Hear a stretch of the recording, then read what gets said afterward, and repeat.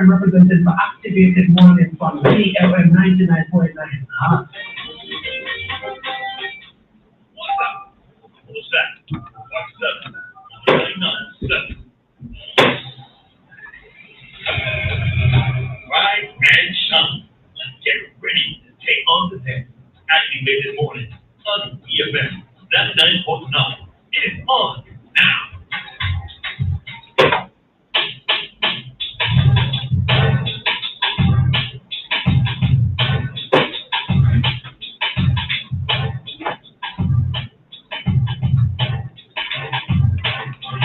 And good morning, and we are back with you for another day here on WEFM. It's the Activated Mornings program with Roleza and Dianna.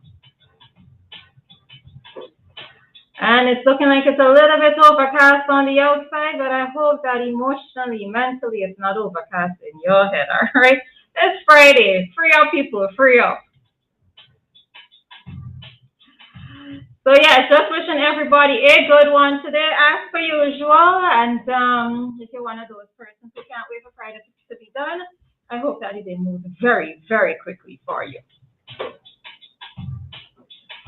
Good morning to you, Dianna. Good morning, Roleza. Let me tell you now, if you did not listen to those songs that were played before we came in, and you're not hyped and ready for today, and I'm so sorry you couldn't dance. I was just enjoying. I wanted to be home dancing. Oh my gosh, Roleza. Yeah, it's Wild Out Friday. Music was amazing. I remember those songs from childhood. We used to go by, I hope his name is listening, Melody.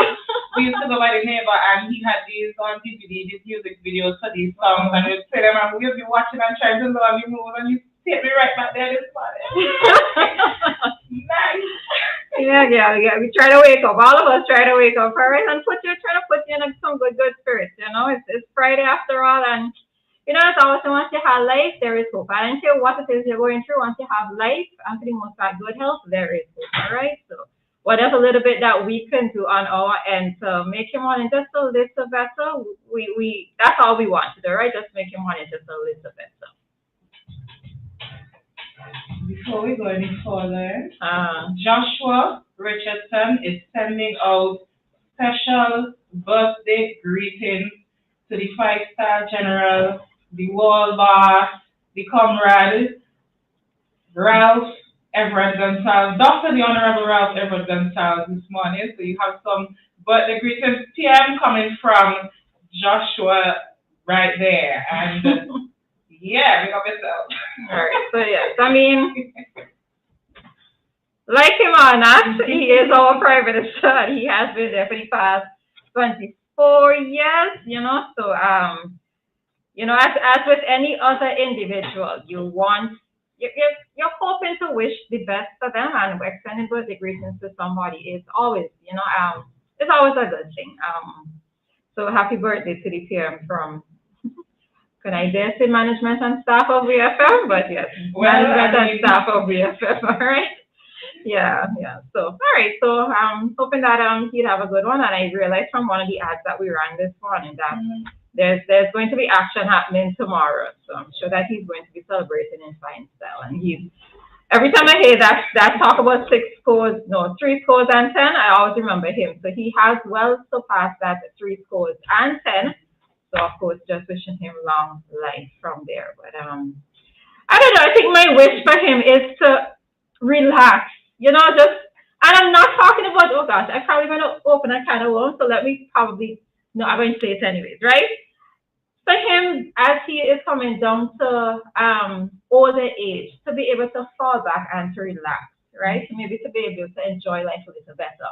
Although I can hear somebody out there saying, but he's probably doing what it is that he loves to do. He loves developments in the country. He loves being involved in politics. So maybe a person like him doesn't know how to just sit back and relax because many persons look forward to retirement to be able to just relax, but there are different types of people in this world, and when you come across different types of individuals, you probably just have to let them be, right? So maybe I need to just let him be. He's probably doing what it is that he loves, and so be it. All right. So He'll probably write some books. But as I'm saying, I know that I'm sure that we are going to see more books coming out. But it's almost like if God gives him at least 20 more years, he has 20 more years, possibly, but I don't know. I don't know how some folks do it. I don't know how some folks do it. But to each their own, right? That's what makes the world so interesting. Everybody is just a little bit different. All right, and as we were talking about UPM, and this is not really about UPM, but I was just looking at yesterday I was looking at Parliament, and it went well into the night. I don't even know what time they finished this morning. And the thought came across to me. I think it was Mr. Weeks, Hope I am misquoting him, but I remember somebody asking the question, what purpose does it serve to have the ministers in Parliament doing their debates when most of us are sleeping?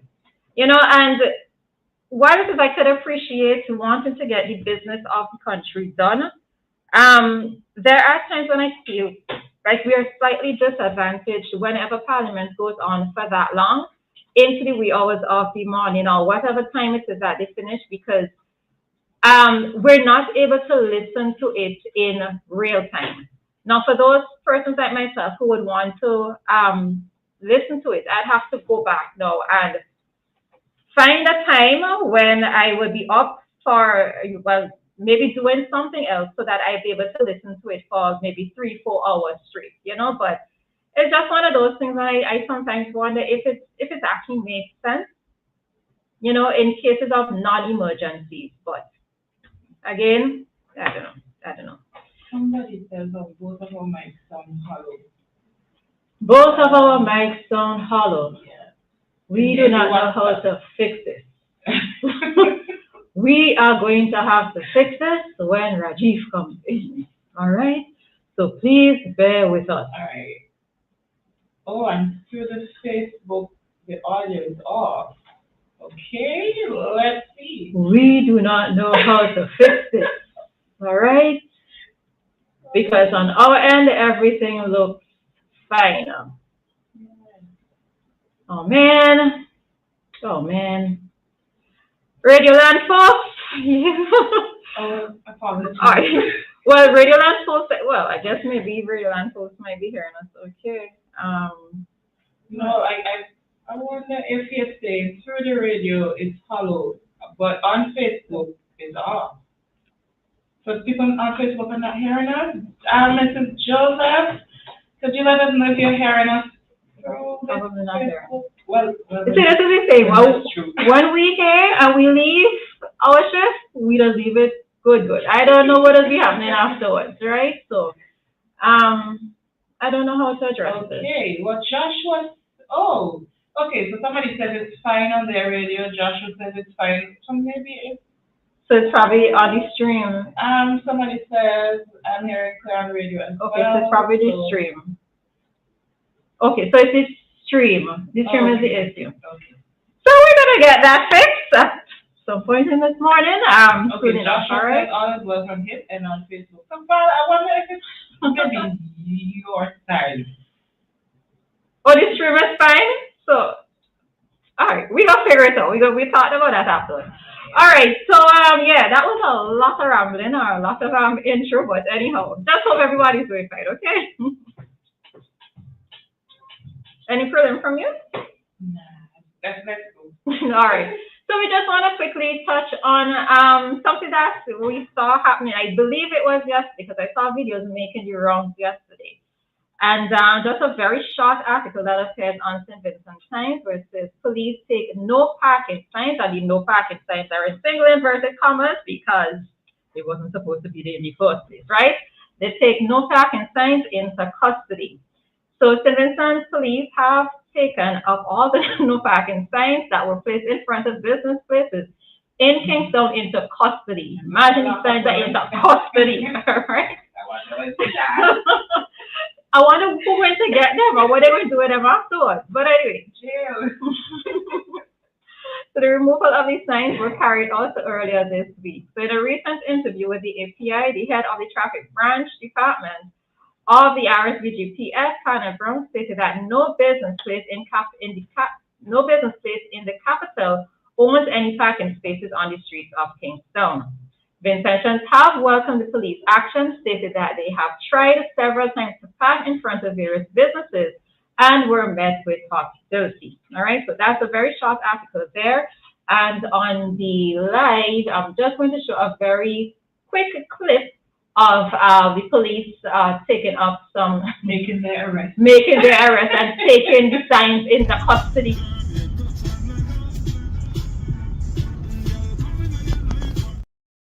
That area looks like it is across Dianna.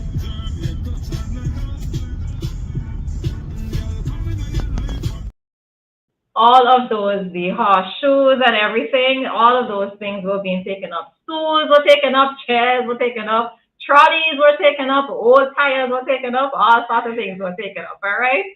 And I suppose my question really is this going to make it a lot easier for persons when they're trying to conduct business in Kingston, all right? Because oftentimes you see that you want to make a quick pickup from a store. You go into the store, you want to make a quick pickup, but there's no parking, all right? And many times persons have been complaining about this, that many business places hold these spots as if it's their own. Many persons were of the opinion that there were paid parking spots in Kingston. I remember a few years ago when Colin John was still commissioner, somebody posed the question to him on SUSN, and he said there were no paid parking spots in Kingston. I kind of smiled because it was interesting to me to hear him say that there were no paid parking spots. But yes, we saw that persons were seemingly having designated spots where they were able to put things out. So yeah. I'm wondering if I don't think we'll have the lawyers. Anyways, I'm done with that now. I'm not going to do that anymore. Oh, you mean right? Arrested.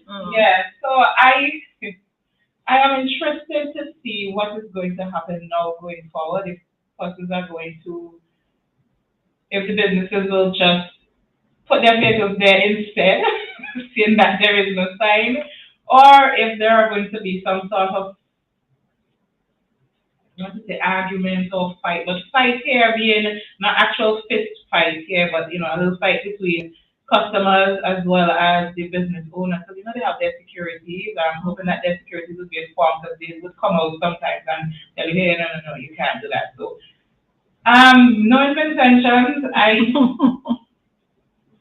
I am just going to look to see what is happening, and then we will come back with that one, and report some more to see when the boys get released from prison, where they're gonna go if they get released.